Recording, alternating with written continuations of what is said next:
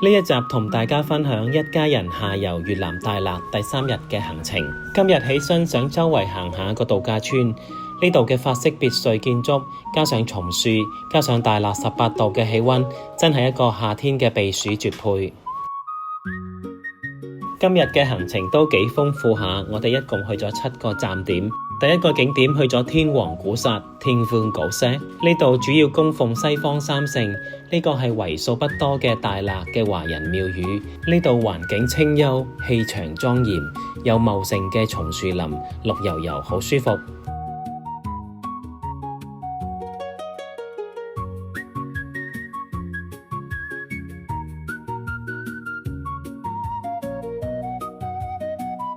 特別介紹返佢呢度有一張好神奇嘅圓台，聽得明唔同嘅語言，你可以叫佢轉左、轉右、加速等。世界上果然係無奇不有，大家嚟到不妨可以試下。禮完佛，我哋就喺街邊嘅小賣部食大辣乳酪，係一定要試嘅大辣小食。我哋準備離開天王古剎嘅時候，喺右手邊不遠處發現一個好大嘅白色觀自在菩薩坐像，所以第2站就過咗去拜一拜。呢間廟叫做觀音廟 Chùa Quan Âm，佢建於2020年，主要供奉觀世音菩薩。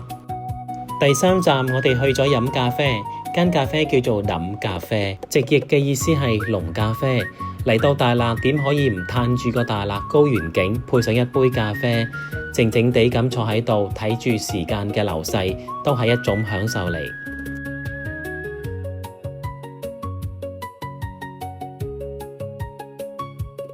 話咁快又到食 lunch 嘅時間，第4站我哋去咗食粵式豬腸粉，個店名叫做敖安蛙。以前食呢種豬腸粉只有傳統餡，就係沙葛肉碎加雲耳。而家為咗迎合大家嘅口味，內餡多咗好多選擇，有蟹柳、雞蛋、鮮蝦等嘅唔同搭配。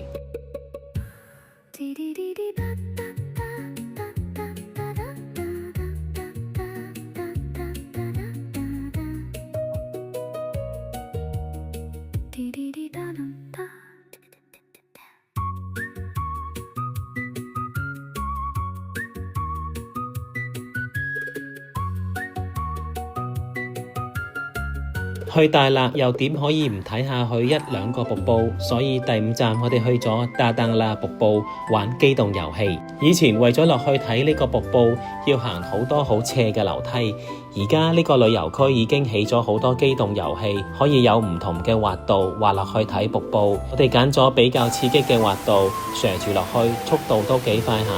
畏高同埋有心臟問題嘅朋友就唔建議玩啦。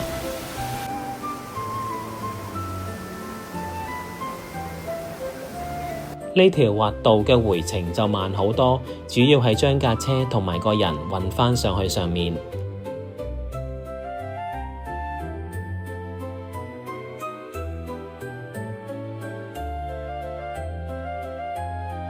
第6站我哋去咗竹林禪院 Thiền Viện Trúc Lâm，又係一個好經典嘅大辣必遊景點。呢度主要供奉釋迦牟尼佛。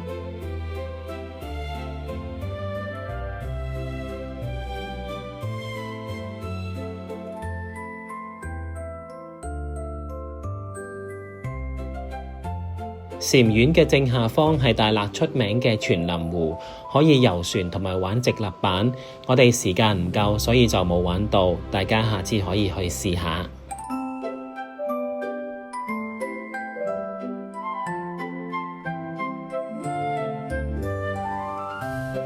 第7站我哋去咗黃蘭飯店打邊爐做晚飯。